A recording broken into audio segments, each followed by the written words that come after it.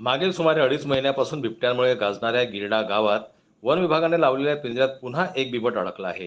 हे मादी बिबट असून तिला मेळघाट व्याघ्र प्रकल्प अंतर्गतच्या आणि बुलढाणा जिल्ह्यातील अंबा पर्वा अभयारण्यामध्ये सोडण्यात येणार आहे. अजिंठा पर्वत राजीवर बसलेल्या बुलढाणा तालुक्यातील गिरडा हे गाव घनदाट जंगलाला लागून आहे.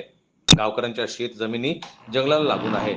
बुलढाणा वन परिक्षेत्र अंतर्गत येणाऱ्या गिरडा वन वर्तुळातील घनदाट जंगलामुळे या परिसरातील रहिवासी आणि शेतकऱ्यांना वन्य प्राण्यांचे अधूनमधून दर्शन होते. यात बिबट, अस्वल, तळस सारख्या हिंस्र प्राण्यांचा समावेश आहे. मानवी वस्त्या वन्य प्राण्यांच्या अधिवास नजीक असल्यानं अलीकडच्या काळात मानव प्राणी संघर्ष सुद्धा पाहायला मिळाला. मात्र मागील 29 सप्टेंबर 2024 रोजी या संघर्षाचा कळस पाहायला मिळाला.